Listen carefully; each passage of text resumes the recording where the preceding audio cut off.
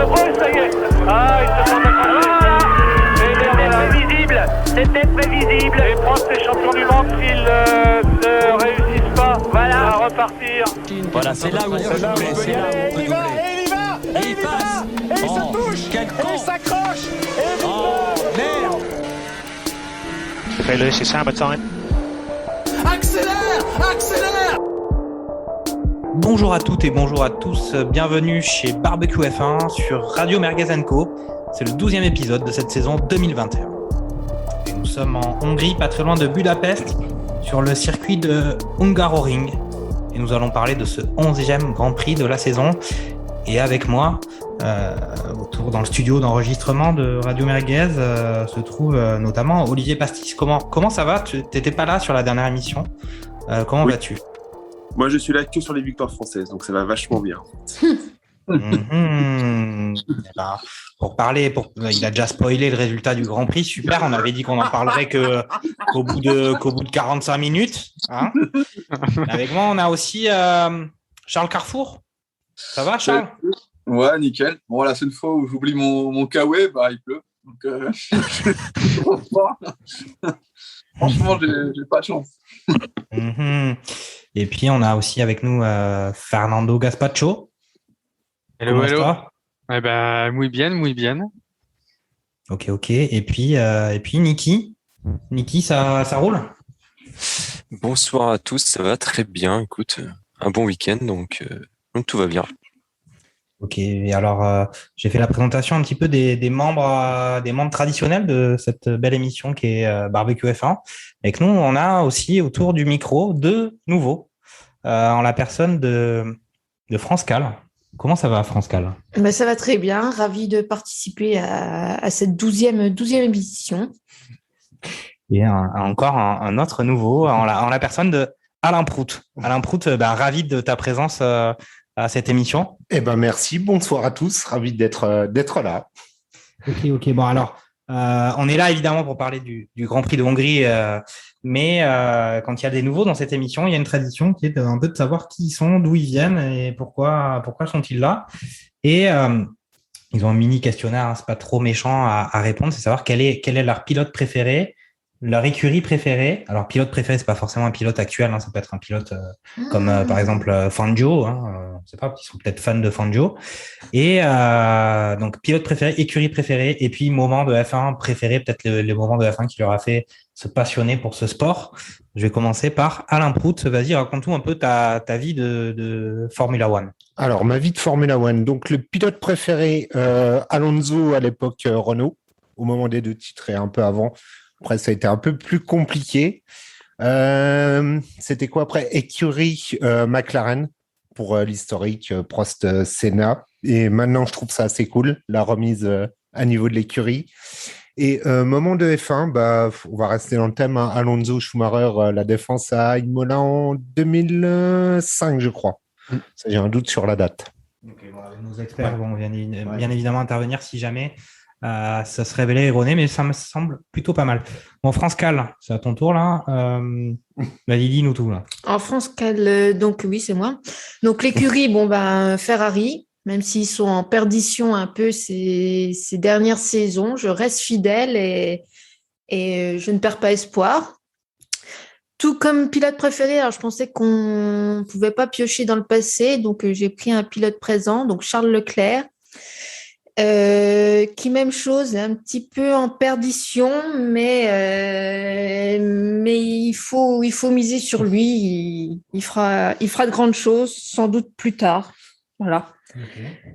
Et moment préféré, moi, c'est plus le folklore qu'il y a autour de la F1, attendre le départ du Grand Prix plus qu'un moment en particulier. Donc, okay. Voilà, je ne saurais pas citer un moment précis. Ok, bon, mais très bien. Merci beaucoup pour ces informations. Donc voilà, on a du, on a d'un côté on a du Ferrari, puis on a du Alonso McLaren. C'est plutôt pas mal. Certains des habitués de cette émission, à mon avis, sont plutôt d'accord avec certains choix qui ont été faits. Mais voilà, trêve de présentation. On va passer tout de suite dans le vif du sujet et on va parler de ce Grand Prix de Hongrie.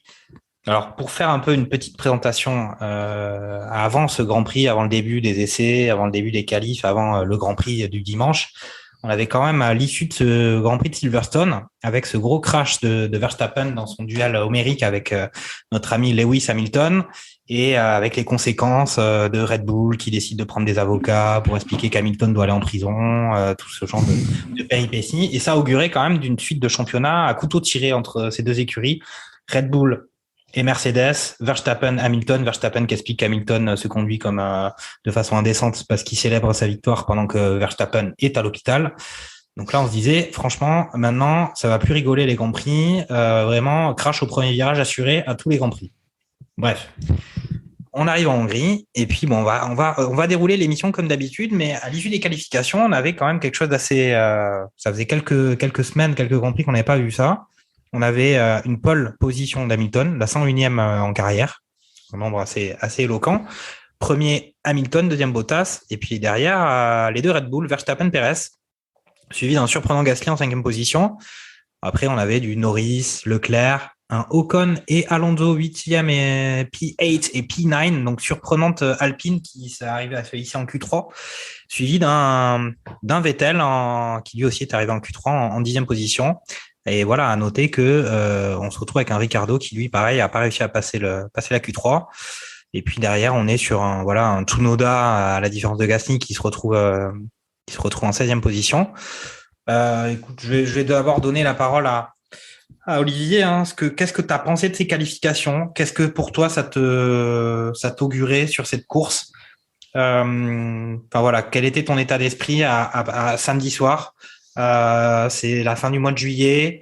Voilà, comment ça va se passer le dimanche, sachant qu'on sait qu'il y a un gros duel normalement le dimanche. Alors, j'étais après Silverstone, comme toi, je me suis dit ça va être la bagarre. Ça va vraiment être la bagarre. Tous les grands prix ça va être la bagarre. Mais j'ai été impressionné par Hamilton qui cale quand même une demi-seconde à Bottas. Et on doit être à 0,7 de Verstappen. Il aligne violet sur violet tout le temps sur son dernier tour et il fait un temps absolument canon alors que on aurait pu s'attendre à une Red Bull qui marche très fort vu que peu importe le circuit, en fait, la Red Bull marche bien. Et donc là, Hamilton a sorti les crocs ou alors je sais pas, ou peut-être que Mercedes a trouvé un petit truc sur la voiture pour l'améliorer, mais c'est beaucoup. C'est beaucoup pour quelqu'un qui était tout le temps derrière, passer devant avec une demi-seconde d'avance. C'était un peu la grosse surprise. Et puis petite anecdote aussi, Russell George Russell que moi j'aime beaucoup, qui enfin ne fait pas de miracle et enfin il reste en Q1, il va pas jusqu'en Q3. Voilà, ça fait plaisir à tout le monde, je parie. Alors ok, je vais demander son avis à notre ami Alain Prout quand même sur ces qualifs, notamment ce duel potentiel pour le dimanche Mercedes Red Bull. Est-ce que à l'issue de ces qualifs, on pouvait dire que Bottas allait enfin jouer son rôle d'équipier et puis protéger, on va dire, Hamilton de Verstappen, et puis est-ce que Perez, au final ça va être un vrai duel entre deux coéquipiers contre deux coéquipiers? Bottas, moi je le voyais pas personnellement. Il se loupe quand même souvent au départ, donc Bottas, moi je l'avais pas mis dans l'affaire. Après, ce qui m'a étonné, c'est le regain de forme de Mercedes en pointe de vitesse. Je sais pas ce qu'ils ont sorti, s'ils ont trouvé un réglage ou s'ils nous ont un peu masqué leurs évolutions. Je sais pas trop. Ils ont apporté les choses à Silverstone. Est-ce que ça marche mieux que prévu? Ça m'a assez étonné. Okay. Mais après, on peut aussi se dire que le crash de Verstappen a eu des conséquences chez Red Bull, puisqu'on avait parlé déjà du montant financier lié au fait de la réparation de la caisse, etc. Et puis, effectivement, quelques évolutions de Mercedes. Écoute, Fernando, est-ce que tu avais des infos sur ça? Et puis, est-ce que tu as d'autres choses à dire sur cette qualif?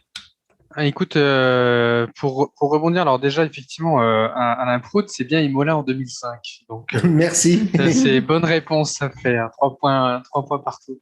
Non, oui, effectivement, il me semble, des améliorations qui sont arrivées sur le Grand Prix, notamment avec un fond plat un petit peu différent sur la Mercedes. Alors, je pense pas que ça peut tout expliquer, mais une partie, comment dire, de leur performance, comment dire, durant les qualifications. Sur la globalité des qualifs, agréablement surpris de voir un regain de forme, comment dire, des Alpines, 8e et 9e, comme tu l'as précisé. Et pas trop surpris, hein, parce qu'on avait un petit peu vu dans les pronostics à la fin de la dernière émission de revoir plutôt Hamilton au devant et puis Verstappen, comment dire, un peu plus en retrait. Et puis Gasly, pour reparler des franchises sur les qualifications, qui est 5e. Là aussi, bonne performance, bon placement. Dommage que ça n'ait pas été aussi, je dirais, loin dans la transformation avec la course.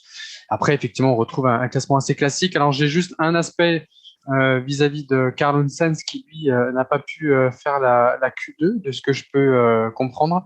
Et je laisse le soin aux autres participants du tour du micro de préciser ce pourquoi on a trouvé à cette place-là, parce que j'ai manqué une partie des qualifications. Donc, je ne pourrais pas vous la donner. Mais voilà ce que je pouvais, moi, vous en dire pour les qualifications. Ok, Charles Carrefour, tu as peut-être un avis sur les qualifs, sur justement Ferrari avec une P7 de notre ami Charles Leclerc, et puis effectivement un Sainz qui part en 15e position. On va se dire probablement pour Sainz, ça va être très compliqué la course. Hein.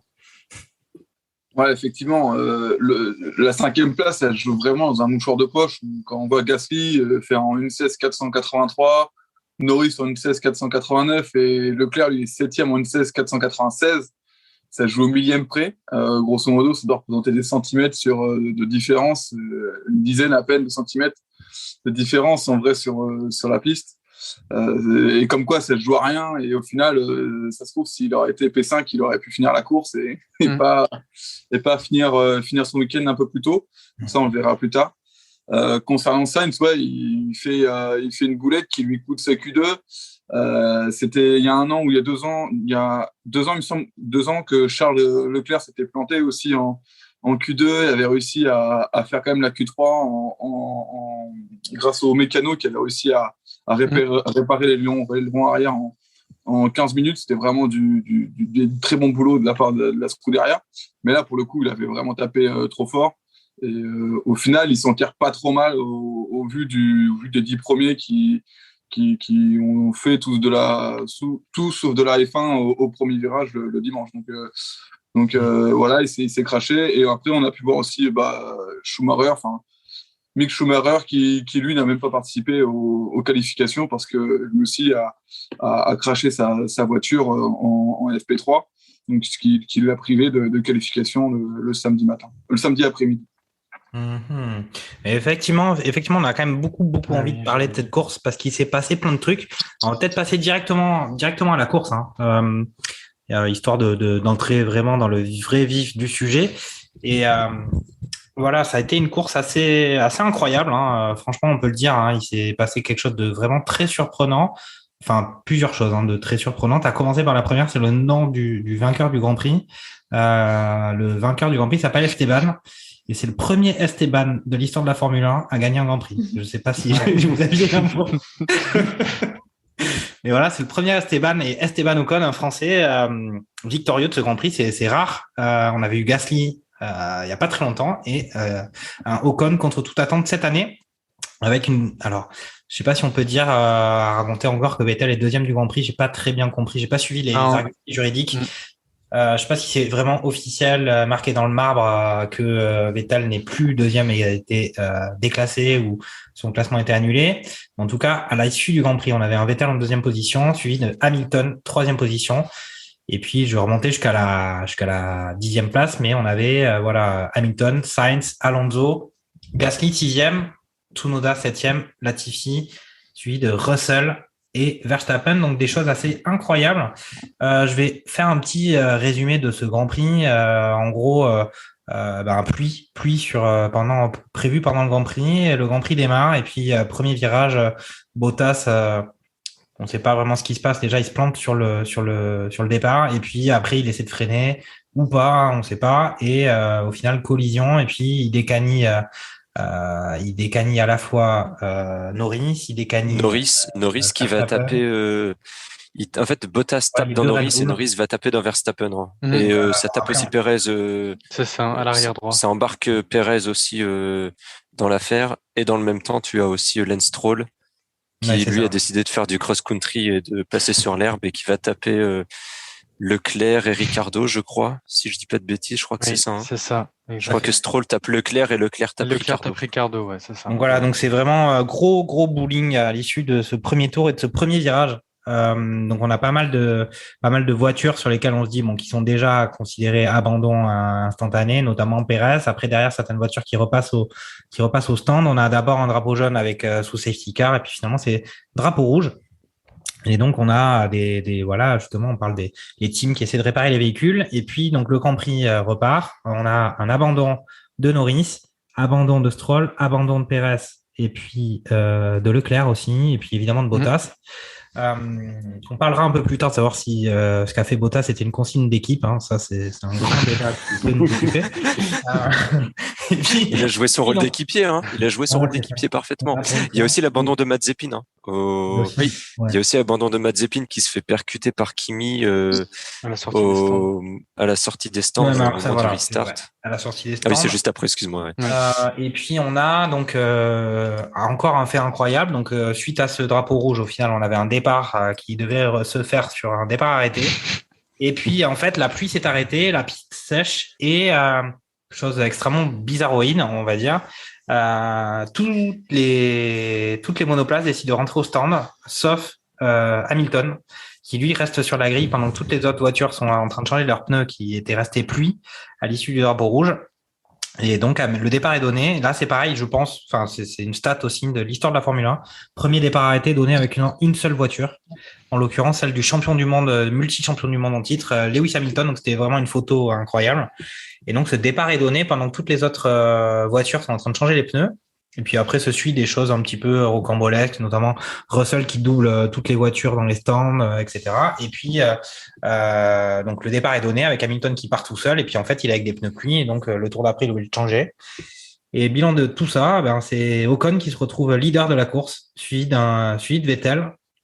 Et le Grand Prix, le Grand Prix est lancé comme ça avec un Hamilton qui est dernier. Et on a cette remontée d'Hamilton tour après tour. Et puis cette résistance d'Ocon qui est suivi d'un Vettel qui, champion du monde et qui, au final, est-ce qu'il va enfin arriver à profiter d'une erreur d'Ocon, d'Esteban? On peut l'appeler Esteban maintenant. Et Esteban ne fait aucune erreur et arrive à conserver cette première place et remporter son premier Grand Prix. Grand Prix incroyable. Qu'en as-tu pensé? Je vais te poser la question comme ça. Qu'en as-tu pensé, France Cal, de ce Grand Prix? C'était quand même vraiment spectaculaire. Incroyable, oui. Si on n'a pas vu le Grand Prix et qu'on regarde le résultat, on s'est dit il s'est passé quelque chose. Voir Ocon gagner la course. Et ouais, incroyable, le départ d'Hamilton seul en piste, la remontada qu'il a fait. J'ai eu une petite absence en milieu de Grand Prix, mais c'était assez intéressant. Ok, tu veux peut-être nous parler un peu de Charles Leclerc? Mon pauvre Charles. Mon pauvre Charles, il cumule quand même la malchance cette saison. Et une fois de plus, il s'est retrouvé. Le pauvre n'a pas pu disputer la course, donc ouais, très déçu pour lui. Je suis pas sûre qu'il aurait fait grand-chose sur ce Grand Prix. Mais en tout cas, il n'a pas eu la chance de pouvoir le montrer. Mais je garde espoir pour les prochains Grands Prix. Ok. Peut-être une réaction concernant, on va dire, la performance d'Hamilton de la part de Niki. Qu'as-tu pensé d'Hamilton quand même, assez sur un circuit sur lequel on estime que les dépassements sont très difficiles. Il y a eu à la fois cet énorme raté au niveau de la stratégie du côté de Mercedes. Reste à voir si c'est du côté d'Hamilton ou du côté de ses ingénieurs sur lequel il y a eu du raté. Mais en même temps, derrière, il y a eu cette remontée. Je rappelle, il était dernier après, au final, après le deuxième tour ou après le nouveau départ, le deuxième départ du Grand Prix. Et puis, il arrive à se hisser en 3e position. Bon, sachant qu'on va aller dans le détail un peu sur ses performances des Alpines, sachant que derrière, il avait remonté sur Alonso. Et s'il avait réussi à passer Alonso, il a été bloqué derrière lui, il aurait pu prétendre à minima à faire mieux que le podium, cette troisième position qu'il a pu occuper. Ouais, tout à fait. Comme tu dis, voilà, il fait vraiment une course incroyable. Alors, c'est quand même étonnant. Comme on disait, la photo est incroyable où il est tout seul sur la ligne de départ et il est obligé de s'arrêter à la fin du premier tour pour changer de pneu, repartir dernier. Donc, il était 13e ou 14e, je crois, vu avec tous les abandons. Donc très très costaud. Les stratèges Mercedes aussi qui ont fait du gros taf après la course du coup, pas après la course pardon, mais après le premier tour, parce que je crois que c'est un des seuls à changer 2 fois de pneus, il me semble, sans compter bien sûr le premier passage au stand au premier tour. Hein. Il me semble que qui passe au stand, qu'il a une stratégie un peu décalée et ce qui fait qu'il arrive à bien remonter. Et puis, comme tu dis, voilà, si, il y a Alonso qui fait un énorme travail de défense, quand même là, je sais pas, une dizaine de tours de l'arrivée, je crois. Ouais, 10 tours. Ouais, 10 tours de l'arrivée, hein, et il le tient derrière pendant. Justement, il le tient pendant 10 tours. Il le tient pendant 10 tours et c'est quoi, il restait 13 tours. D'accord, ouais, donc c'est ça, donc c'est à 3, 4. Donc au lieu de doubler, de passer 5e à 13 tours de l'arrivée, il arrive à passer 4e ou 5e seulement à 3 tours de l'arrivée. Donc derrière, il a plus le temps de rattraper Vettel et Leclerc devant. Pas Leclerc, pardon, Ocon. Donc non, grosse course de Hamilton et de Mercedes. Si on occulte un petit peu ce départ raté. Après, bon, c'est quand même difficile de l'occulter complètement parce que s'il avait mis les bons pneus dès le début, il aurait eu une course beaucoup plus tranquille et on peut imaginer moi j'imagine en tout cas qu'il aurait continué comme ça. Il aurait fait la course tout seul en tête pendant les 70 tours et puis voilà quoi, il serait reparti avec la victoire. Ouais, tout à fait, mais bon, ça, on va pas bouder notre plaisir quoi. Ça permet à Esteban de remporter son premier Grand Prix. Donc moi je suis à la limite. Je suis encore plus heureux comme ça. Effectivement, alors un aspect que j'ai pas forcément beaucoup précisé dans la présentation de ce résultat, c'est que à l'issue de ce petit carton là du premier tour, du premier virage du premier tour, on avait quand même Verstappen qui avait pris quand même des gros dégâts avec cette erreur de Bottas. Franchement, moi quand j'ai vu le crash, je me suis quand même dit que ça serait incroyable que Verstappen reprenne le départ et avec des petits bouts de scotch, avec des petits bouts de super glue, etc. Les mécanos du côté de Red Bull ont réussi à réparer le véhicule. Verstappen a repris la course, mais la voiture était sacrément endommagée. Franchement. Ouais, il manquait toute une partie de l'aéro. Le bargeboard, il n'y a pas de bargeboard droit. Hein. L'aéro là sur la bagnole, j'aimerais pas la conduire. Quand on voit comment il a galéré à dépasser la Haas, voilà, quoi. Enfin, ça veut tout dire quoi. Il a galéré à dépasser Schumacher, alors que normalement c'est Mais c'est quand même à souligner que avec les dégâts qu'il a eu et du coup la voiture qu'il a eu pendant tout le reste du Grand Prix, se hisser aujourd'hui à la 9e place avec le calcul, de la disqualification de Sébastien Vettel, je trouve qu'il faut quand même saluer le truc parce que, à mon avis, ça va être bien difficile à conduire sur piste. Vous avez toute une partie de la voiture déséquilibrée. Je pense que ça doit être quand même quelque chose. Moi, je vais demander. Je pense que lui et Ricardo ont passé Je pense que lui et Ricardo, ils ont pas passé un bon dimanche. Hein. Franchement, parce que Ricardo, il avait quand même pas mal de dégâts quand même aussi. Je pense que les deux là, c'était un peu le chemin de croix quand même pour les deux. D'accord. Moi, je vais demander directement à Olivier Pastis. Au final, est-ce que Mercedes, alors aussi de par des faits de course tels que l'accident qu'il y a eu et cette erreur on va dire au départ de Bottas, est-ce qu'il n'y a pas ce sentiment que avant Silverstone, Red Bull était vraiment dominant avec une voiture vraiment supérieure à Mercedes et que depuis Silverstone, il n'y aurait pas eu une sorte de tournant, ne serait-ce que à la fois le coût économique des crashs et le travail que Red Bull doit encore refournir pour régler les voitures, et puis l'aspect psychologique mon sentiment, c'est que quand même la réaction de Red Bull à cet accident avec Verstappen sur Silverstone a été un peu ridicule et que là, il y a peut-être quelque chose qui est en train de se jouer. On sait que pour être champion du monde, il faut arriver à réunir beaucoup de paramètres. Et là, on a l'impression que ça échappe un petit peu à Red Bull. Ils ont plus la chatte à Dédé, comme on dit en football. Ouais, je suis entièrement d'accord avec toi. C'est-à-dire que je pense que la Red Bull reste toujours un peu meilleure que la Mercedes. Alors, Mercedes s'est peut-être un peu améliorée, mais ça me surprendrait quand même que la Mercedes devienne bien meilleure que la Red Bull d'un seul coup. C'est que des améliorations, c'est pas une nouvelle voiture non plus. Mais je suis comme toi, ils ont plus du tout la chatte à Dédé, ils ont plus du tout la confiance qu'ils auraient pu avoir, qu'avaient avant Verstappen. Alors, peu importe, au final, j'ai réussi à doubler et puis je fais une seule tentative et je double. Ça, j'ai l'impression ça l'a un peu émoussé. Et puis encore d'accord avec toi sur le fait que la réaction qu'a eu Red Bull, c'était un peu le côté de on sait très bien que Red Bull c'est pas une écurie qui a besoin de sous, c'est comme Mercedes, c'est des écuries très riches. Même si jamais t'as des montants maximum à dépenser, quelque part 1,5 million, c'est pas hyper important dans le budget d'une écurie de Formule 1. Je trouvais que l'argument était un peu pas forcément hyper pertinent. Le côté de dire que Hamilton c'est un danger, pour moi ça relève plutôt du fait de course où Hamilton a de la chance de bien s'en tirer parce qu'ils auraient pu tous les deux aller dans le décor sur le Silverstone. Et là, en Hongrie, heureusement qu'Hamilton est devant parce que si tu regardes tout le monde derrière lui, il se prend la tollée. C'est encore un fait de course en fait qui est malheureusement à l'encontre de Verstappen, mais pas que, hein, de Red Bull, beaucoup ont trinqué à ce premier virage. Je pense qu'Hamilton a pas mal de chance. J'attends de voir un Grand Prix normal en fait pour savoir si jamais vraiment Mercedes est repassé devant Verstappen en fait. Ok, bon.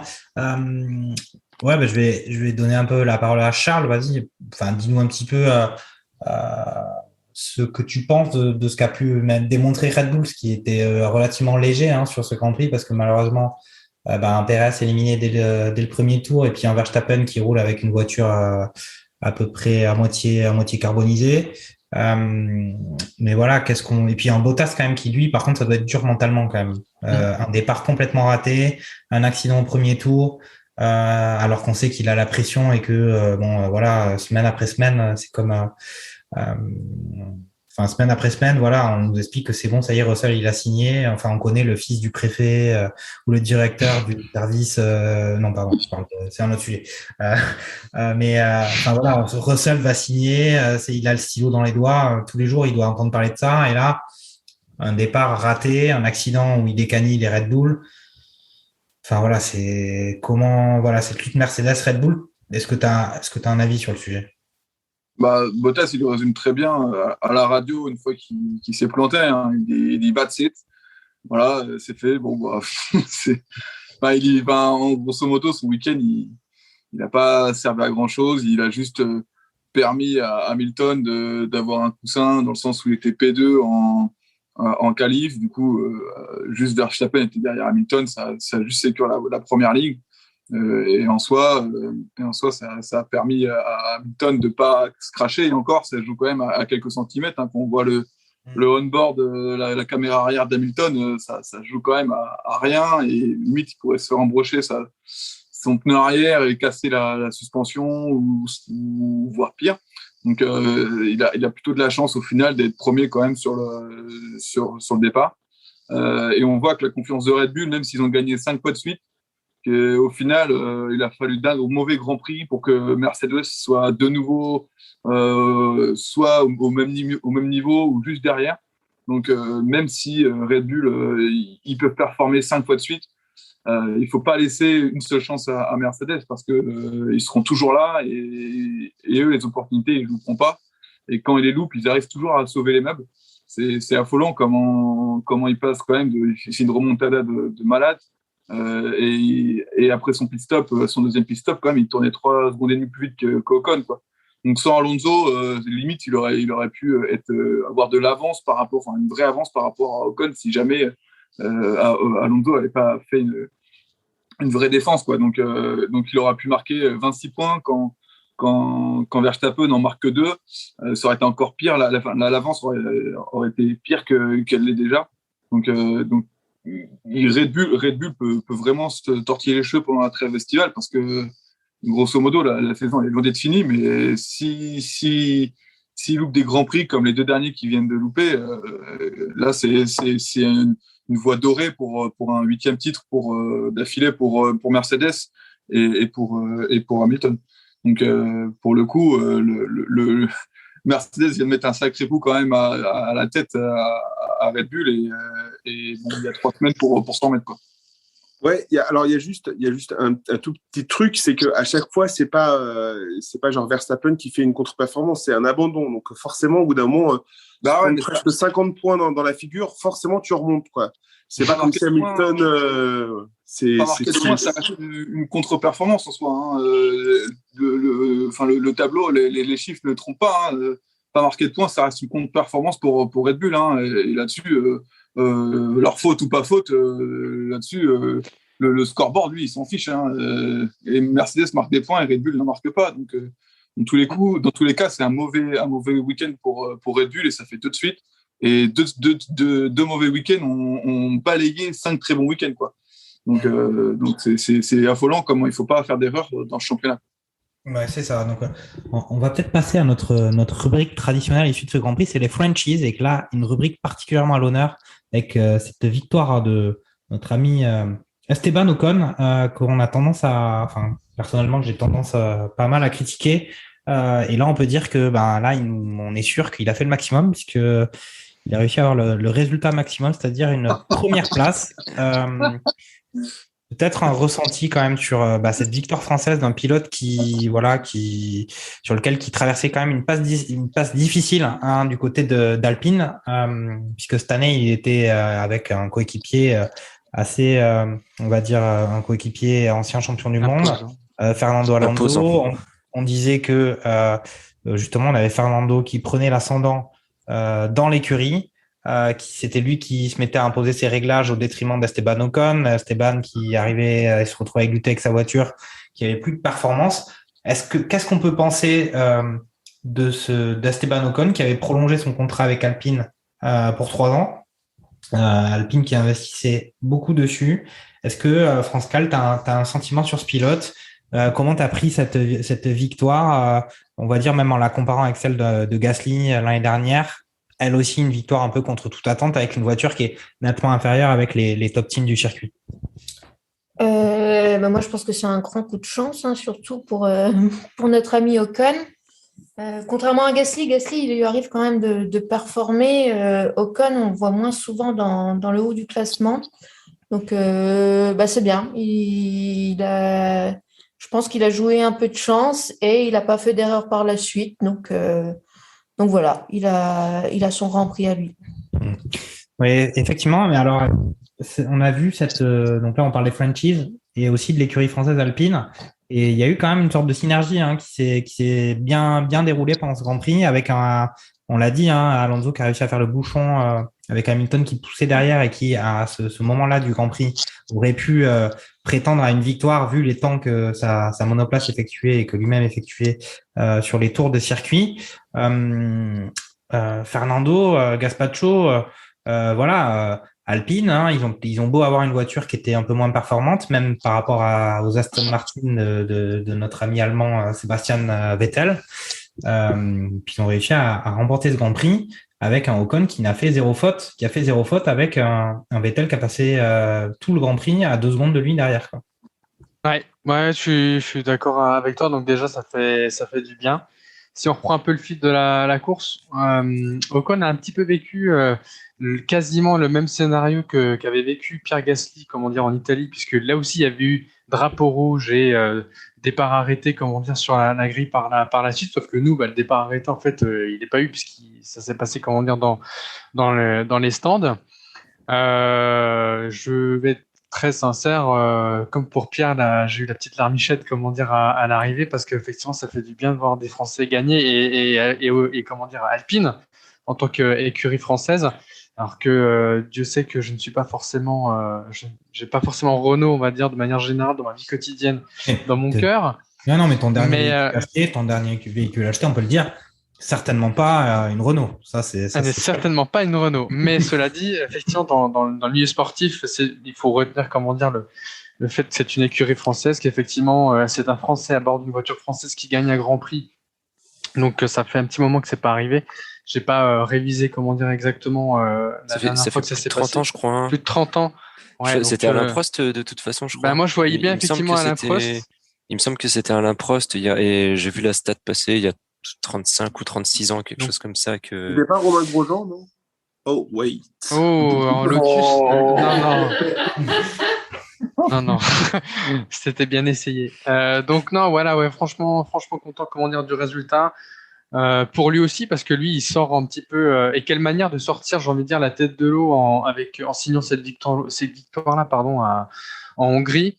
Le moteur a été changé, le châssis a été changé. Et effectivement, depuis ces changements-là, un regain, comment dire, a été observé, avec lui sur la voiture. Maintenant, voilà, on a hâte de voir la suite. Les qualifs, on les voit quand même 8e et 9e, ce qui est plutôt, comment dire, une bonne position. Notez qu'ils passent tous les deux en Q3. Ça fait un petit moment que c'était pas arrivé depuis, je crois, avant le Grand Prix de France, de mémoire. Donc, très content de ce résultat-là. Et Alonso, mais magnifique. Magnifique, Alonso. Franchement, moi, c'est mon chouchou depuis des années. Et le revoir dans une Formule 1 avec autant de combativité, comment dire, sur la piste, à maintenir un septuple champion du monde, comment dire, une Mercedes à l'arrière pendant 10 tours, on s'était dit, bon, ça va durer 2 tours, 3 tours. Et finalement, ça dure 10 tours. Je dis chapeau l'artiste. À la limite, quand même, par moment. À la limite, d'ailleurs, en fait, si tu regardes bien, comment dire, si vous regardez bien tous les aspects de défense, l'intérieur, ça passe pas, l'extérieur, ça passe pas, les plongeons premier virage, ça passe pas.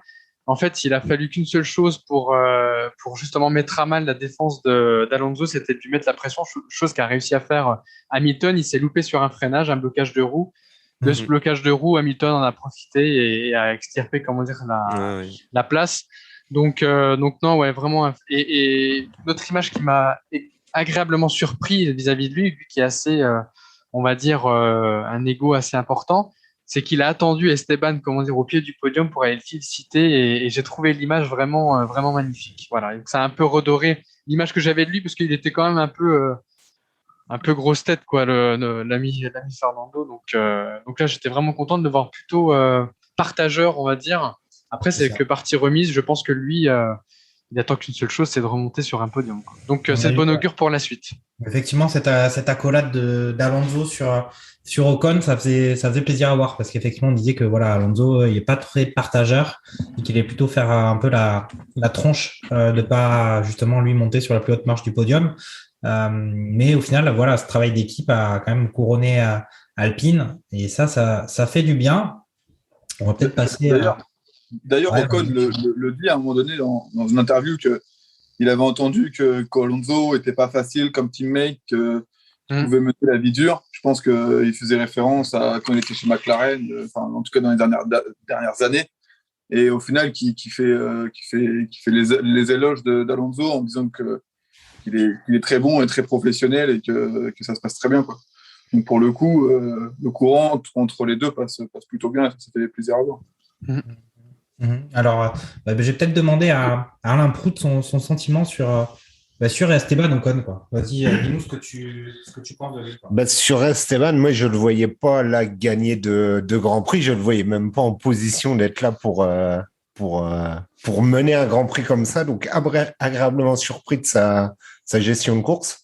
Parce que là, il n'y a pas eu d'erreur. Je crois que Vettel a quand même tenté au moins à deux moments d'attaquer. Moi, après, je pense qu'il n'a pas eu les pneus pour continuer. Derrière, ça se dégrade super vite. Donc là, pas d'erreur, même sous pression. Donc, bonne découverte. Moi, je le cotais pas trop, Ocon. Après, bon, il évolue en paquet, donc c'est un peu dur de voir. Mais là, bonne surprise sur les Alpines. Ouais, ok. Et on a vu quand même des interviews du directeur de l'écurie là, qui expliquait que voilà, pour le coup, cette prolongation d'Ocon, c'était un vrai investissement de l'écurie, un pilote français dans une écurie française, et qu'il décrivait comme vraiment un pilote avec beaucoup de potentiel. Enfin voilà, moi effectivement la voiture elle est inférieure par rapport à pas mal d'écuries du paddock, même si au final on avait dit que Alpine cette année allait forcément se consacrer à un peu peut-être la première place du ventre mou du championnat, et là ils ont consolidé une 5e place au classement constructeur derrière évidemment Mercedes, Red Bull, McLaren et Ferrari. Mais là, ils sont un peu voilà, les leaders du ventre mou, hein, puisqu'ils sont maintenant devant Alpha Tauri et devant Aston Martin. Donc, écoutez, c'est pas mal.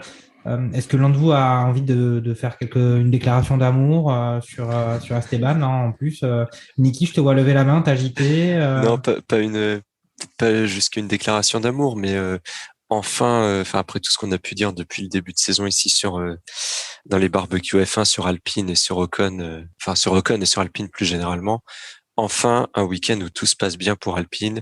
Les 2 voitures passent en Q3, ça se passe bien en course, ça se passe même très bien en course pour les 2.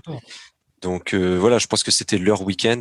Après moi je rejoins l'avis de France Cal, où voilà, il y a quand même eu la chance qui est intervenue, mais des fois il faut savoir saisir la chance. Et puis là, voilà, tous les feux étaient ouverts pour Alpine, donc content que ça se termine bien. Et puis voilà, quand même la synergie, comme tu disais, Jacques, entre Ocon et Alonso, et puis l'ingénieur de Ocon qui, à la fin de la course, dit voilà, tu peux remercier Alonso d'avoir tenu Hamilton pendant 10 tours. Non, c'était quand même très très cool à voir, mais malheureusement, j'ai quand même un doute sur le fait que Alpine puisse capitaliser là-dessus. J'ai bien peur que d'espace, ça rentre un petit peu dans le rang, quoi. Malheureusement. Alors après, il faut quand même dire qu'on est sur une année de transition avant le bouleversement de la réglementation technique des monoplaces. Donc, c'est toujours ça de prix, sachant que les cartes vont être redistribuées la saison prochaine. Bon, alors redistribuées, c'est jamais une grande redistribution. Il y a beaucoup de travail entre les monoplaces de cette année et celles de l'année prochaine. Il y a probablement un océan de différences et de modifications techniques sur lesquelles les écuries sont déjà évidemment en cours de travail. Et donc là, on a fait le tour de notre écurie française Alpine, mais on avait aussi notre deuxième franchise, en l'occurrence Monsieur Gasly, qui lui finit en 6e place. Alors, chose que je ne connaissais pas trop parce que voilà, j'avais pas forcément suivi ça, ou parce que pour moi c'est évident qu'un Français soutient un autre Français, ou que les Français se soutiennent entre eux et s'adorent. Parce que les Français sont exceptionnels, mais visiblement Esteban Ocon et Pierre Gasly, c'est pas l'amour fou. Et donc moi j'avais un peu vu que Esteban Ocon avait relativement peu félicité Pierre Gasly lors de sa victoire la saison dernière, et là avec Gasly, Gasly a quand même félicité Esteban, mais sans beaucoup d'effusion, et plutôt se consacrer à sa course à lui, qu'il a effectivement fini en 6e position. Je vais demander à Fernando, voilà, Pierre Gasly, 6e position, peut-être certainement un peu déçu de ce premier virage qui a causé du tort à pas mal d'écuries, et lui a quand même réussi à rentrer dans les points et à faire une performance, on va dire, à la hauteur de ce à quoi il peut espérer au volant de son Alpha Tauri. Oui, je suis totalement d'accord avec toi. Il n'est pas passé loin de la correctionnelle au départ, puisqu'il manque de peu de faire lui aussi du bowling comme Bottas. Et donc là, il finit effectivement 5e de ce Grand Prix, ce qui est une bonne place. Lui, par contre, est beaucoup plus critique, sur sa position. C'était même un peu étonnant de l'entendre à l'interview à la fin, dans le carré de presse. On peut s'en satisfaire effectivement en tant que Français de le voir à la 5e place, donc bien placé sur ce Grand Prix-là. Maintenant, il est suivi de près par son coéquipier, Yuki Tsunoda, qui pour une fois lui aussi ramène des points, des bons points, pour l'écurie de manière générale. Donc, même si de point de vue extérieur, nous en tant que spectateurs, c'est effectivement un très bon Grand Prix pour Alpha Tauri. Visiblement, les regards en interne dans l'écurie sont un peu plus critiques, et alors peut-être qu'ils espéraient plus. Moi, en tout cas, je trouve que c'est une très bonne performance de la part des 2 pilotes Alpha Tauri, et de Pierre Gasly, qui, par le jeu de la disqualification de Sébastien Vettel, se passe à la 5e position. Donc, excellent, pour Pierre. Ouais, c'est vrai que j'ai laissé, j'ai encore regardé les positions avant cette disqualification de Vettel. Hein. Olivier, peut-être un avis sur Gasly. Moi, je pense qu'il était un peu peut-être, enfin voilà, c'était un peu la dernière victoire française en F1. Là, on a Esteban Ocon qui, de par ce premier tour, ce premier virage, à la fois lui se retrouve en première place et Gasly, lui, qui a dû sortir de la piste, faire un grand tour et reparti après le premier virage en dernière position. Il devait peut-être l'avoir en travers de la gorge en disant que il aurait pu lui aussi avec cette chatte à Dédé qui a traversé la piste au premier virage, lui aussi pouvoir envisager une première place. C'est peut-être ça la déception. Ouais, il a quand même eu la chatte à pas être cartouché hein, aussi. Il a fait un Grand Prix, il est 6e, 5e avec et puis il y a eu aussi la consigne d'équipe qui 2 tours avant a dit à Tsunoda, Tsunoda en fait laisse passer Gasly. Et puis Tsunoda s'est exécuté sans broncher. Il a dit oui monsieur. non, il a râlé, il a été insupportable, mais donc du coup, ça, ce qui est bien, c'est que ça a renforcé son statut de leader chez, si jamais il y avait besoin, chez AlphaTauri. Oui, il se dit, en qualif, j'étais devant Ocon, j'étais devant Vettel, j'aurais peut-être pu tenir la dragée haute, j'étais devant les Ferrari, j'aurais pu tenir la dragée haute à Hamilton, je me voyais bien, j'ai kiffé il y a un an, on recommence, ça soit un LK, quoi. Mais donc voilà, donc ouais, je comprends sa déception. J'étais aussi très surpris qu'il soit pas du tout joyeux pour Ocon. Moi, je m'attendais à bro, tu vas trop kiffer, tu vas voir un peu, c'est trop cool. Et en fait, rien. Bon, on peut pas être pote avec tout le monde. Hein. Non. C'est ça. Bon, après, est-ce que l'un d'entre vous a des infos sur un peu les raisons de ce désamour, hein, voilà. Charles, t'aurais pas des infos sur pourquoi est-ce que entre Esteban et Pierre, on est quand même sur des gens qui ont commencé à s'affronter. Je pense qu'ils avaient 12 ans hein, sur les karting. Ouais. Ils sont tous les deux normands, effectivement, et du coup, ils se connaissent depuis qu'ils ont 10 ans. Je pense qu'ils ont grandi ensemble. Et le fait de courir l'un contre l'autre, ça a généré des tensions sur certaines courses. Enfin, en tout cas, de la version, je dirais, officieuse. En tout cas, c'est ce qui est sorti dans les podcasts que sort la F1 quand ils ont interrogé Pierre Gasly ou Ocon. C'est que, visiblement, des faits de course se sont déportés sur leur amitié, ce qui a généré, du coup, des grosses tensions où ils ne pouvaient pas se voir, ou en tout cas, leur amitié était terminée. Ils ont préféré couper les ponts et c'est comme ça, et la vie est faite comme ça, donc ils s'aimaient bien, maintenant ils s'aiment plus, ils se tolèrent, je dirais. Maintenant ils ont grandi, je pense, les faits remontent à quelques années, ils sont grands, et je pense que pour leur image aussi, c'est pas forcément très bon d'entretenir une certaine haine, ou en tout cas une certaine non-amitié entre Français, ou entre Frenchies dans le paddock. Donc voilà, je pense qu'ils se parlent comme si en tant que professionnels, pardon. Mais ouais, voilà, de là à être euphorique parce qu'un Français a gagné.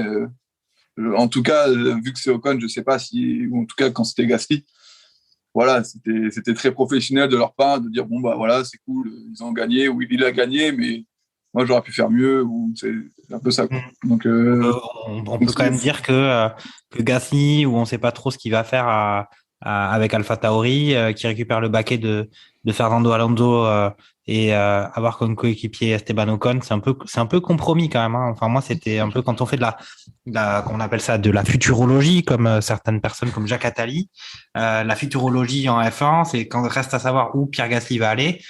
Chez Alpine, ça va être un peu compliqué quand même vu l'absence on va dire carrément l'absence de joie de la part de notre Pierrot national.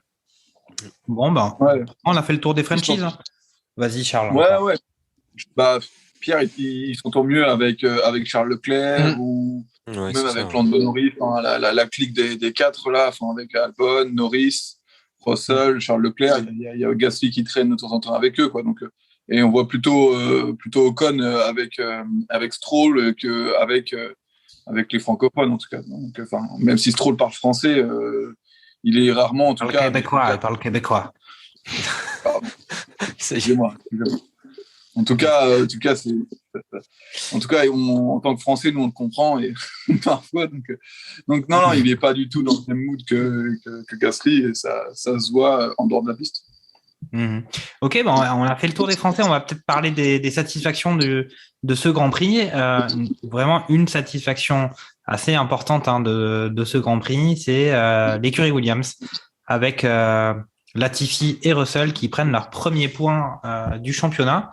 Écoute, Niki, bon là, j'ai parlé de Williams, mais voilà, c'est déjà une satisfaction. Est-ce que tu en as d'autres? Et puis, est-ce que tu as envie de parler de notre ami George Russell, qui était très ému à la fin de ce Grand Prix sur ses premiers points de la saison, ou depuis même 2019, il me semble, pour Williams. Oui, Allemagne 2019. Voilà, qui avait la larmichette, notre ami George. Et ouais, incroyable. Enfin, quand on parlait d'un Grand Prix incroyable, je veux dire la satisfaction. Enfin là, le Williams, là, ça en fait partie, avec Latifi et Russell qui finissent 8 et 9.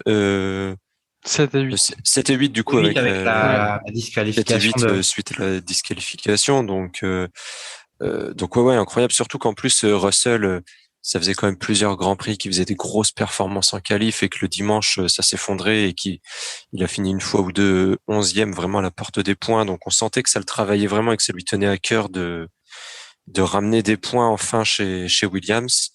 Donc là, le contrat est rempli. Donc ouais, comme tu dis, c'était aussi une belle image, voilà, de voir qu'il était ému à la fin. La belle image aussi, c'est quand il dit je crois que c'était dès le début du Grand Prix où quand il voit que Latifi est mieux placé que lui, il dit s'il faut pourrir ma course s'il faut sacrifier ma course pour privilégier Latifi, faites-le, c'est lui le plus important. Donc ça, c'est quand même cool, bon esprit. Et on voit que ça souligne aussi sa volonté. Et on voit qu'il était en mission pour ramener des points chez Williams, coûte que coûte, quoi, en fait. On peut aussi imaginer.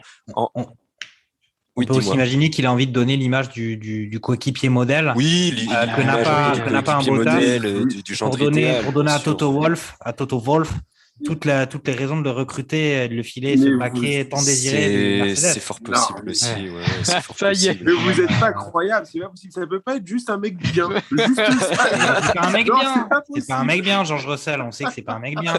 Depuis la cartouche, il est anglais, c'est un mec bien, il est anglais. Non, mais depuis la cartouche avec Bottas, on sait que c'est pas un mec bien, c'est sûr. Non, mais je sais pas, moi j'ai trouvé ça aussi. Moi je suis comme toi, Niki, j'ai trouvé ça hyper cool, la spontanéité de dire on marque un point, on cherche à marquer un point, peu importe, c'est bon, arrive en top 2, c'est chouette, et puis voilà. Sa réaction, elle n'était pas du tout feinte quand il était hyper content pour l'équipe en disant donc ça fait 3 ans qu'on trime, qu'on galère et enfin on arrive à marquer des points. Donc il a des larmes aux yeux. Je veux bien peut-être que le gars il a fait 2 ans de théâtre, tout ça, action de communication, mais ça m'avait l'air hyper sincère. Il dit dans les interviews dans GQ Magazine qu'il adore Shakespeare. Hein. Tu vois un peu. Le roi Lear, c'est lui en fait.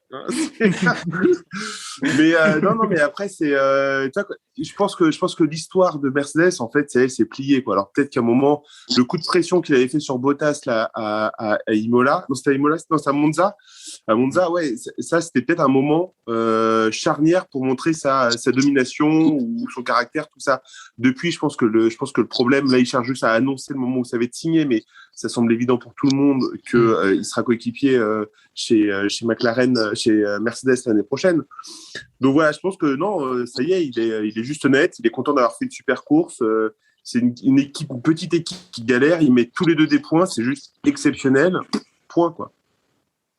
Je pense aussi que alors là c'est pareil, on est un peu dans la fiction, mais est-ce que il y avait pas aussi une histoire où justement il parlait tellement voilà de ramener des points de ramener au moins un point à Williams cette saison. Il y avait peut-être ça aussi de dire où il voulait pas que ce soit Mercedes ou lui ne pas annoncer qu'il allait chez Mercedes l'an prochain avant d'avoir rempli sa mission chez Williams, qui était de ramener un point quoi. Il y a peut-être un petit peu de ça aussi. Après, de là à dire que c'est pour ça qu'il a pleuré à la fin, parce qu'il s'est dit enfin je vais pouvoir annoncer mon contrat chez Mercedes. Non, Je mais laisse le soin à Jacques Lafritte de. J'ai dit que le fait de faire une radio que tout le monde a entendu pour dire je suis un bon coéquipier, l'important c'est l'équipe et tout, etc.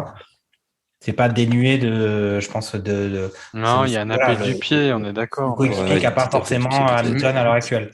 Mais bon, voilà, ça fait partie des grosses satisfactions de ce Grand Prix. Peut-être d'autres satisfactions.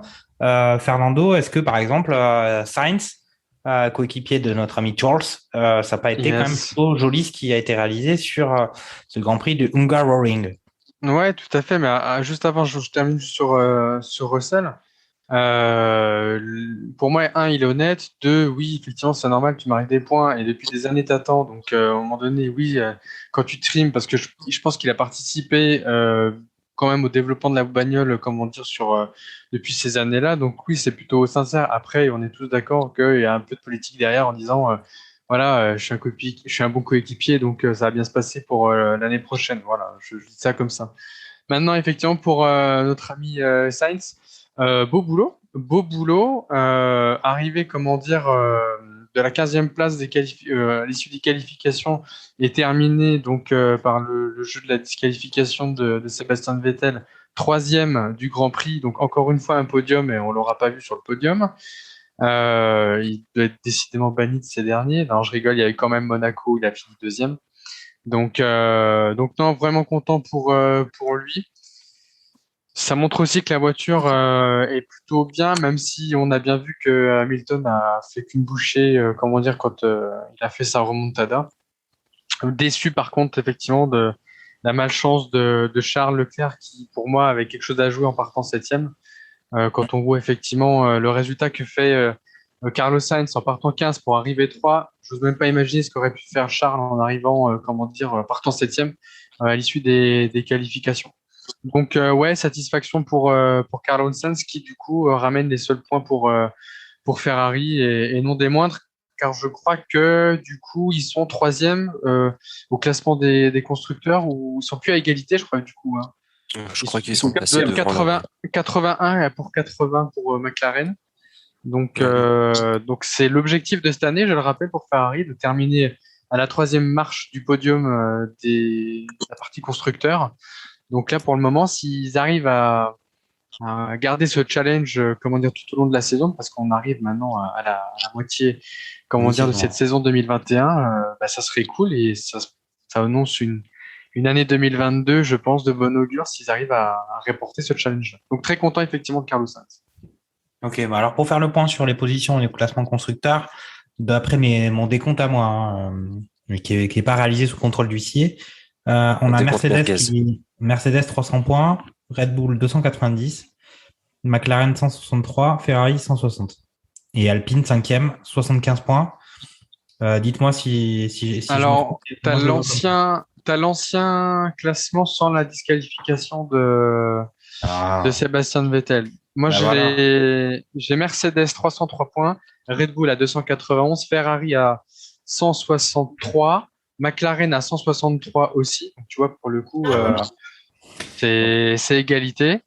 Alpine à 77, AlphaTauri 68, Aston Martin à 48 et Williams 10 points. Je pense que là, il y a un bon petit break pour Williams. Je dirais après. c'est possible. Après, elle était pas mal. Avoue qu'elle était pas mal. Donc, je dirais qu'il marque justement ces 10 points par rapport à Alfa Romeo qui stack du coup à 3 petits points. Et dernier, les As avec 0. À 0. Ok, bon, alors on a fait le tour satisfaction Williams, Sainz. Est-ce que Charles, t'as d'autres déjà, tu voulais dire quelque chose, je pense, sur sur Williams et Russell. Faut pas oublier que quand même entre la 10e et la 8e place, il y a des millions en jeu à la fin de la saison, et que pour Williams qui est en galère, même s'ils ont été rachetés, je pense que les millions qu'ils peuvent prendre en gardant cette 8e place, c'est pas rien du tout, et ça peut vraiment les aider à remonter la pente. Et en tout cas, As par contre, ça les aide pas du tout. Mais là-dessus, il y a un vrai enjeu économique qui joue en fond de peloton, et il faut pas oublier que les 3 dernières écuries elles sont pas Crésus, et que le cap budgétaire qui est en place et qui va être qui va être continuer l'année prochaine avec la nouvelle voiture, les évolutions qu'ils vont devoir mettre parce qu'ils n'ont pas du tout de recul sur la voiture. Ça, il va falloir le prendre en compte. Et les millions qu'ils peuvent prendre grâce à leur bonne saison 2021, ça se trouve, ça peut leur permettre d'être pas dans le rouge en tout cas, ou de pouvoir faire des développements qu'ils n'auraient pas pu faire cette année ou en tout cas les années précédentes s'ils avaient fini 10e comme d'habitude depuis 4-5 ans. Donc pour le coup, c'est une super opération qu'ils font et que Williams peut pas faire malheureusement tous les week-ends. Donc s'ils arrivent à garder leur 8e place, c'est vraiment top. Ok, alors un des trucs, un des plus quand même qu'on n'a pas signalé quand même pour l'instant, c'est quand même que Pierre Gasly, malgré une 6e place pour laquelle il pouvait peut-être, vu la circonstance du Grand Prix, espérer mieux, ou peut-être une pointe de jalousie vis-à-vis de l'autre franchise Esteban, a quand même obtenu les points du meilleur tour en course.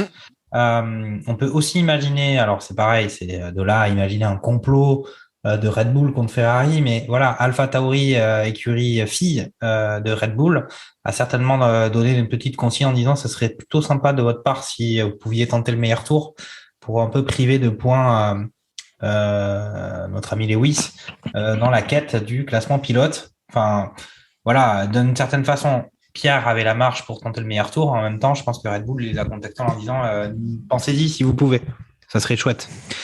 Bon, ça c'est mon petit avis. Toujours, moi j'adore les théories du complot. Franchement, en plus en ce moment il y en a plein, je me régale. Sur YouTube, il y a des choses exceptionnelles.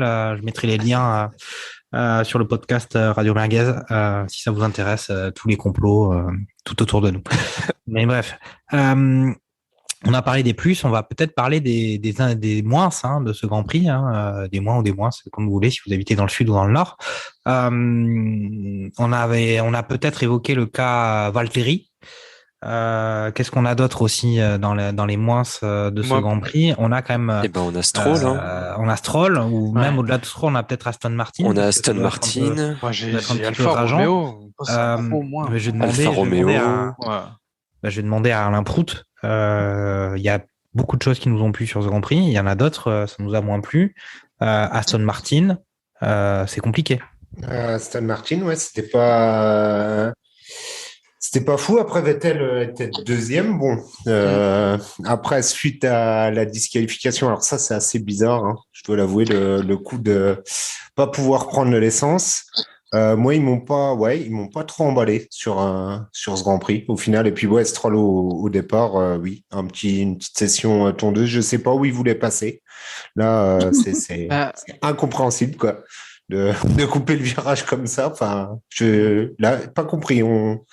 Pourtant, il avait l'air de s'améliorer, mais là, je sais pas. Je le revois un peu à ses débuts, un peu kamikaze là.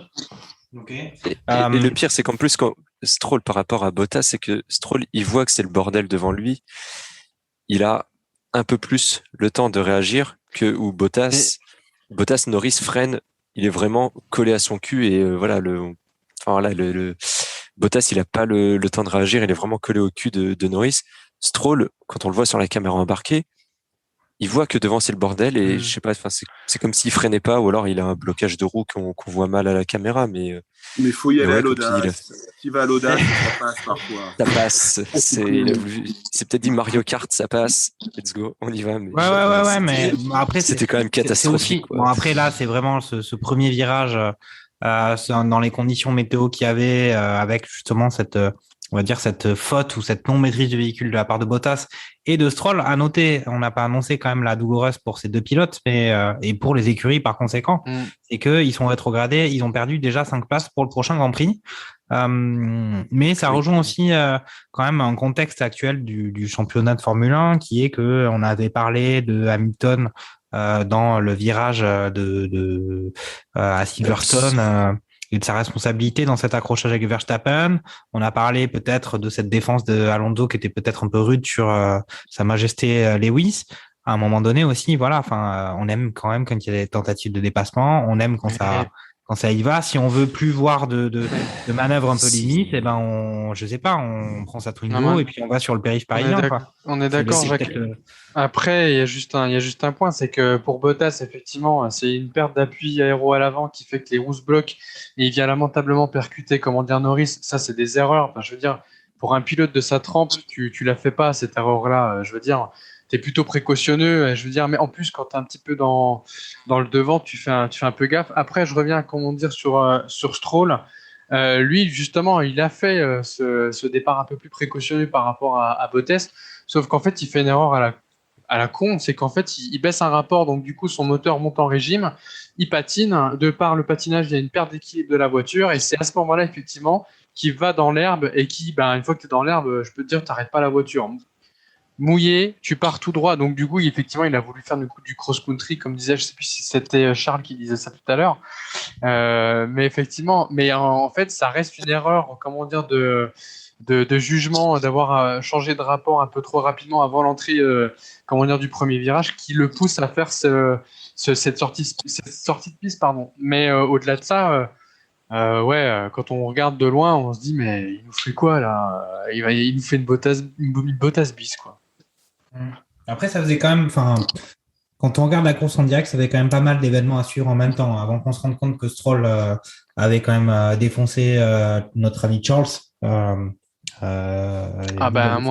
lui en veut. Je pense qu'avec France, on sera à côté, on l'aurait tapé. Ouais, c'est ça, on a mis pas mal de temps.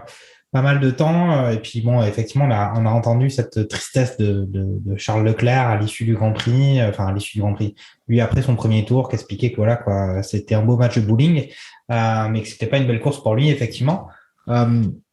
Après, voilà, quoi, dans les insatisfactions, on a déjà parlé on n'en a pas vraiment parlé, mais cette stratégie de Mercedes, d'avoir laissé Lewis sur piste tout seul, c'était quand même aussi, ça aurait pu être un petit accident industriel pour eux. Olivier, qu'est-ce que t'en as pensé, toi, de ça, là? Enfin, franchement, moi, pour moi, on avait l'impression que c'était, je sais pas, moi, Universal Pictures qui faisait qui avait écrit le Grand Prix avant qu'il ait lieu, quoi. C'était Netflix. En vrai, c'est facile, je pense, a posteriori de dire ça. Mais tes premiers, les stratèges, ils se disent, je pense, la piste est sèche, ok, très bien, c'est pas grave, on reste sur slick et puis on va voir comment ça va se comporter. De toute manière, à la limite, il y a les Williams, il y a les As qui vont rentrer pour changer les pneus, pour tenter le truc, mais à aucun moment tu te dis que tout le monde va rentrer, en fait. Tu te dis, quand tu vois Lewis Hamilton qui est là, tu te dis Ocon le temps, tu te dis donc culotté, tu te dis pas ça va être le seul. Ça, je trouve que là-dessus c'est pas forcément une erreur parce que en tout cas c'est pas une erreur d'Hamilton très clairement parce qu'il écoute ce qu'on lui dit. Et les gars ont plus d'informations que lui. Lui il a juste un ressenti et puis on lui dit de rester en piste. Je trouve ça un peu dur. Après en revanche les stratèges là je sais pas ce que ils auraient dû dire à Vettel de ralentir pour économiser du carburant ou des trucs comme ça parce que c'est juste inacceptable le côté de attends il te reste pas un litre de carburant dans ta bagnole quoi. Là pour le coup eux ces stratèges là je trouve eux ont vraiment fait de la merde. On va peut-être rentrer dans le détail de justement cette Aston Martin et cette on va dire au final cette élimination a posteriori de Sebastian Vettel. C'est que normalement la FIA doit être capable de pouvoir prélever à n'importe quel moment en fait du Grand Prix 1 litre dans le réservoir de la monoplace et c'est chose qu'ils n'ont pas pu faire. Ils ont réussi à récupérer que 30 centilitres, je crois. Ouais, 0,3. Et visiblement, les ingénieurs à Aston Martin visiblement sont tombés des nues et ont fait appel ou ont posé réclamation parce que pour eux, d'après leurs calculs, il aurait dû rester 1,7 litres. Enfin bon, pour autant, en l'état, Vettel a disparu du classement de ce circuit et donc c'est un peu, c'est particulièrement rageant pour Aston Martin qui marque vraiment 0 point entre cette bévue incroyable de Stroll au premier virage et cette P2 de notre ami Sébastien qui au final devient une P0 avec ce problème de carburant. Ok. D'autres enseignements pour vous à tirer de ce Grand Prix, hein. Je ne sais pas si on n'a pas trop parlé d'Alfa Romeo, on n'a pas trop parlé de McLaren, mais bon, McLaren est un peu dans la même situation que Red Bull sur ce Grand Prix puisque on avait un un Norris éliminé à l'issue de ce cartouche, la cartouche de Bottas, et puis un Ricciardo aussi avec la voiture défoncée qui a quand même tenu à faire le Grand Prix, mais qui a fini en 11e position et qui se traînait à la manière d'un Verstappen. On l'a vu très affecté aussi à la fin du Grand Prix, Ricciardo, où il avait la tête baissée, il pleurait un peu dans le cockpit, il était très très affecté. On sent que c'est dur pour lui. Déjà là, il était en P11 à l'issue des qualifs, ça fait plusieurs fois qu'il passe pas en Q3. Ça commence à devenir long en fait, je pense pour l'ami Daniel. Et là, en plus, il y a la malchance, il se fait défoncer la voiture, il peut pas non plus défendre ses chances. C'est ça. Mais c'est quand même c'est quand même c'est décevant et c'est quand même ça en devient presque peinant, un peu triste pour Ricciardo là où il se retrouve à galérer quoi, et puis à même pas passer en Q3, à finir 11e ou 12e, c'est lourd quoi. C'est une année difficile au final. Changement d'écurie, c'est plus compliqué que je pense certains grands recruteurs peuvent le dire. On n'a pas mentionné aussi, en fait, là, justement, ça me revient à l'esprit, c'est quand même l'état physique de Lewis Hamilton à l'issue du Grand Prix. On l'a vu dans un état vraiment de fatigue assez importante sur le podium, notamment. Et puis, visiblement, il aurait fait un malaise, ce qui a fait que la conférence de presse après le Grand Prix a été repoussée d'une demi-heure, le temps qu'il récupère. Il a notamment attribué ça au fait qu'il avait chopé le Covid en début d'année. C'était encore les effets d'un Covid long, mais c'est vrai qu'on l'a vu vraiment fatigué, à pas pouvoir bien lever le Jéroboam de Champagne sur le podium. Bon, après, je rigole, mais effectivement, il était vraiment cramé. Après, il a fait quand même beaucoup d'efforts pour remonter, faire sa remontada. C'était quand même assez étonnant. Est-ce que quelqu'un de vous a quelque chose à dire, France Cal ou Alain Prout, sur ce Grand Prix, en plus de tout ce qu'on a déjà raconté? Rien de... Voilà. Non, pas de... Ok. Non, mais pas de souci. Vous, de votre côté, là, c'est bon. On peut passer directement à vos pronos, au prochain Grand Prix.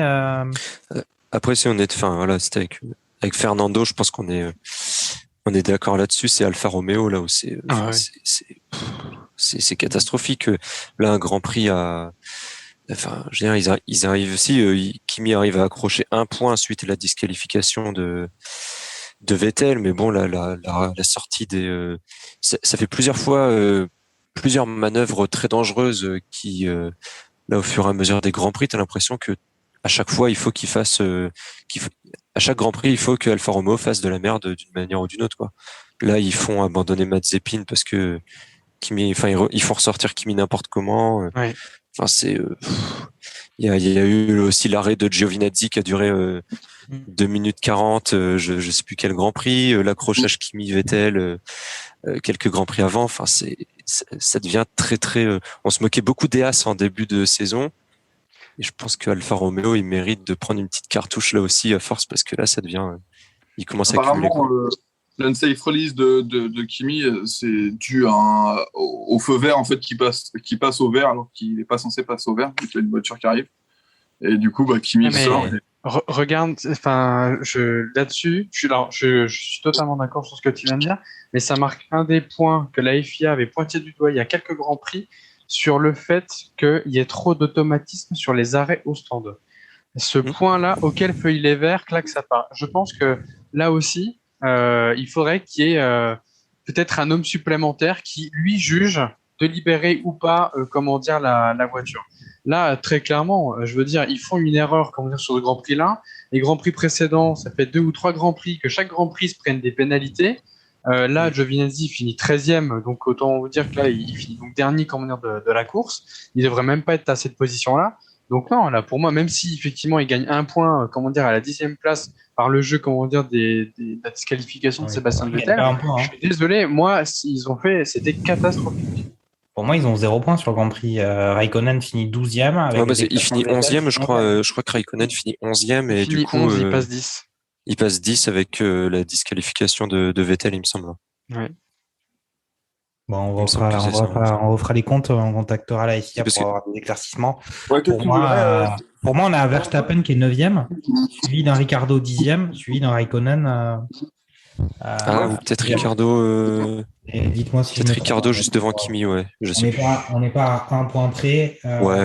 Non. Romeo, en fait, ce qui est décevant pour moi avec eux, c'est que ils ont des pilotes qui font moins d'erreurs que les pilotes As, par exemple.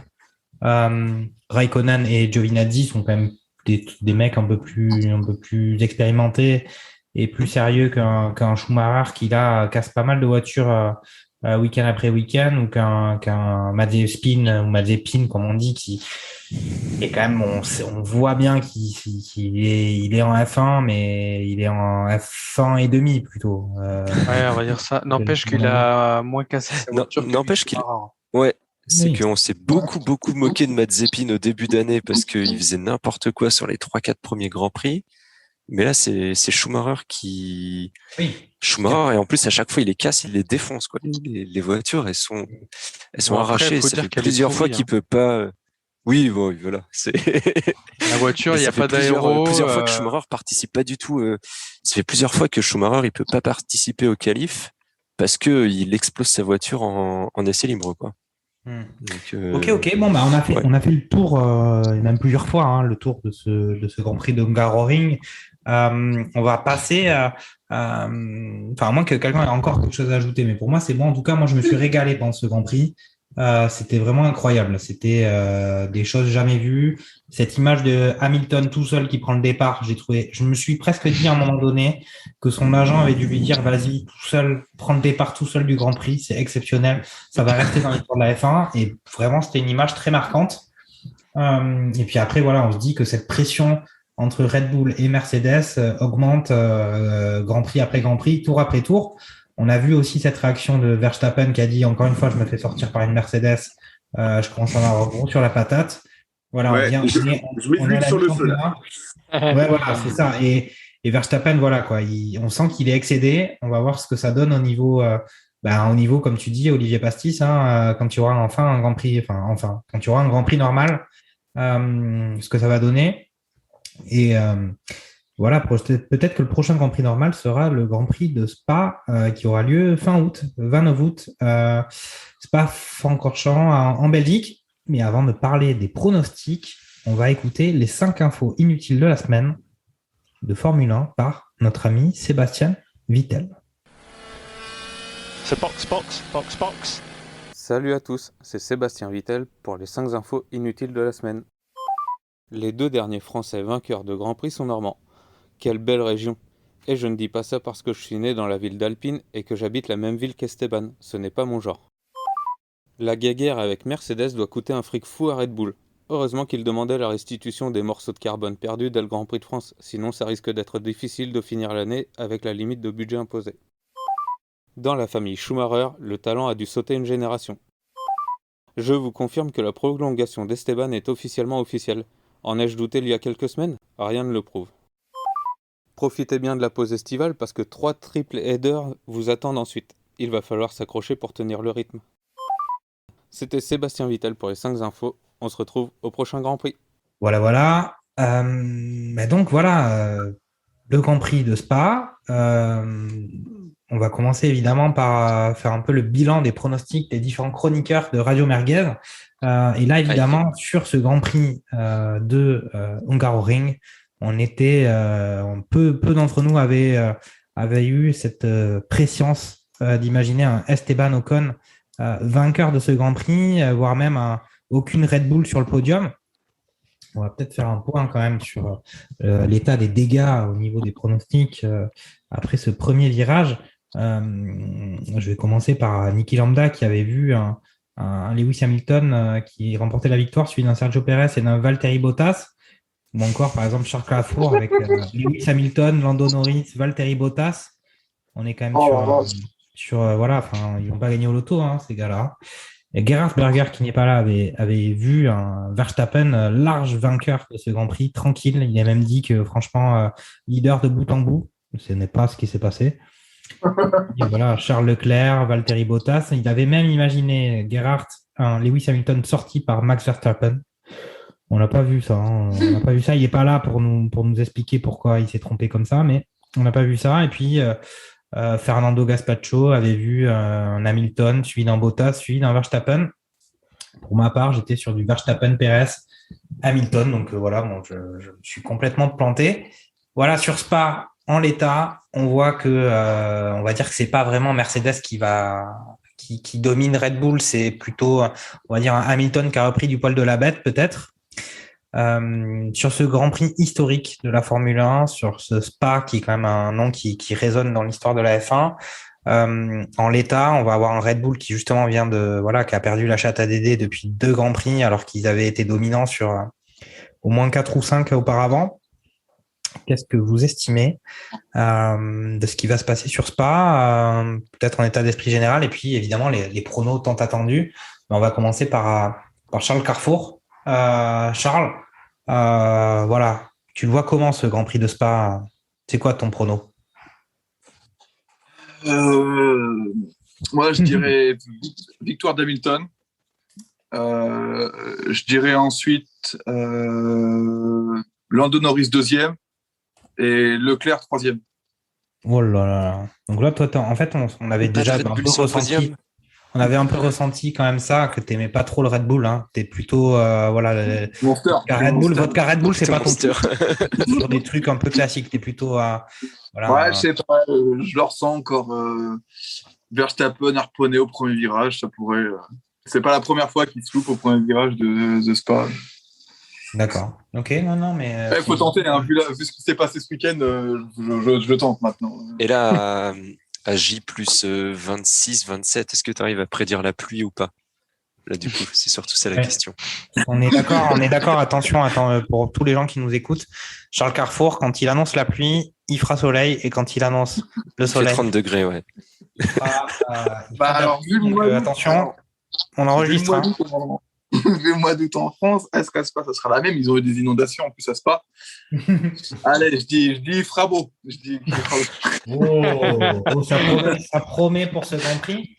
Écoute, Niki, puisque tu as intervenu, je vais te demander de t'engager, là, de nous raconter un petit peu voilà, comment tu vois les choses. On a Red Bull qui commence à avoir du terrain à rattraper sur Mercedes, un peu contre toute attente. Quel est ton état d'esprit? Peut-être une victoire de Latifi, non, sur ce prochain Grand Prix? Oui, c'est ce que j'allais te dire. Non, c'est tu lis dans mes pensées, c'est incroyable. Non, plus généralement, je vois un truc assez classique où justement, là, après deux Grands Prix un peu mouvementés, je vois un peu plus de calme, au moins à l'avant, et un podium classique, on va dire, Hamilton, Verstappen, Bottas. Ça me paraît pas mal, avec le meilleur tour pour Pérez. Et puis voilà. Par exemple. Okay. C'est pas mal ça. Je vais demander à Alain Prout de nous délivrer son premier pronostic de la saison. Quelle pression. On va tenter un truc un peu exotique. Moi, je vois bien un Pérez, Leclerc et un Norris, ouais. Ok, d'accord. Ouais. On est vraiment sur une anecdotisme assez intense. Hein. Donc, on a quand même les Mercedes qui ont disparu de ce classement. On n'a plus d'Alpine, hein. Franchement, alors qu'elles ont écrasé le Grand Prix précédent de leur empreinte bleue. On ne les voit plus. Fernando, tu es à ton tour. Toi qui a été plutôt, il va falloir redresser la pente aussi au niveau prono. Ouais. Non, mais on est totalement à moi justement d'une safety car, d'un drapeau rouge et encore un Français qui gagne un Grand Prix.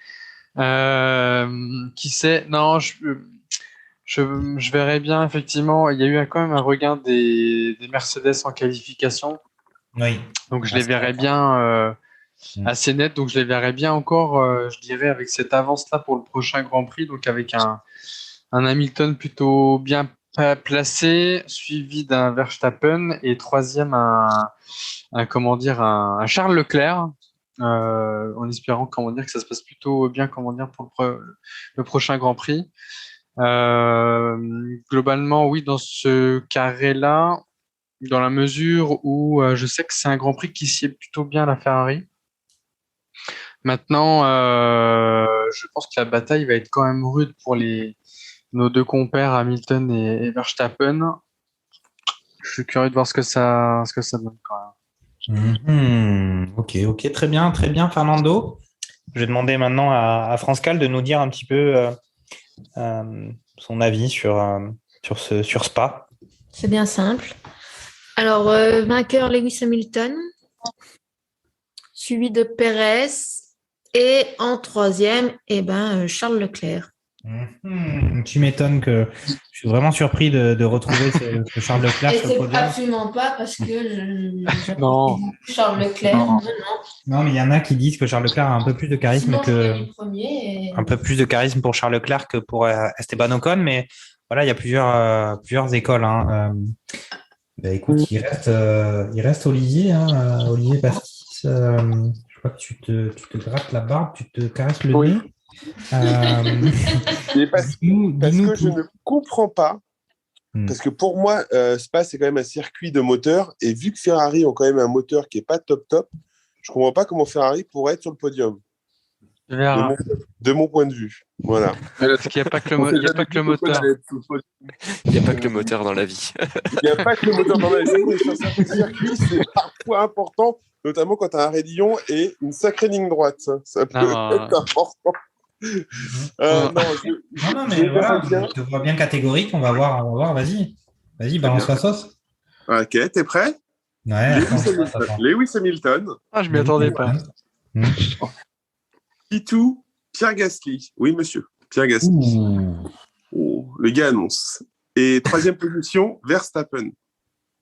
Ah, c'est un beau podium, ça. C'est un beau podium. Et oui, Gasly ne laisse pas passer Verstappen. Tu la vois le bazar pour les prochaines années ou pas? Avec Gasly qui ne laisserait pas passer Verstappen. Voilà. Ok. C'est pas mal quand même. Il me reste moi. Et alors, moi, je vais dire un Max Verstappen qui remporte ce Grand Prix devant Lewis Hamilton. Et puis, on va dire derrière ces gars-là, on va dire un Lando Norris. Tranquillement. Voilà. Très calme, voilà, un truc un peu sécure. Mais je pense quand même que voilà, il va manger son pain noir sur 2 Grands Prix. Je pense que Lewis Hamilton va se dire que il va pas falloir prendre beaucoup de risques et que celui-là, il peut cette victoire-là, il peut la laisser à Max Verstappen. Il faut un peu faire un peu l'écureuil de temps en temps. Voilà mon avis. Et du coup, en troisième, Lando Norris. Mais alors, c'est qui est deuxième? C'est Lewis Hamilton. Ah oui, ok, d'accord. Le premier, c'est Max Verstappen. Ça va, Fernando, ça se passe bien. Et, on est à ça. C'est à la fin d'émission. En 2021, fin août. C'est les digestifs hongrois, vous savez. Ça attaque. Ok, très bien. Pour moi, on a fait le tour. Je vous remercie d'avoir tous été là sur cette émission. On n'a jamais été aussi nombreux du côté de Barbecue F1. C'était un plaisir de faire ce débriefing de ce Grand Prix de Hongrie. Écoutez les gars, merci à tous. J'espère que pour ceux qui sont en vacances, vous passez de bonnes vacances. Pour ceux qui sont rentrés de vacances, vous profitez de ce retour de vacances. Bon courage. Et pour ceux qui n'ont toujours pas de vacances ou qui ne sont pas en vacances, on vous embrasse très fort. En tout cas, ravi de vous retrouver pour cette émission qui pour moi est une émission de vacances, et puis de se retrouver à la rentrée à la fois pour nous mais pour les pilotes de F1. Salut les gars, salut à tous, ciao. Salut et bonnes vacances. Bonnes vacances à tous. Salut. Accélère.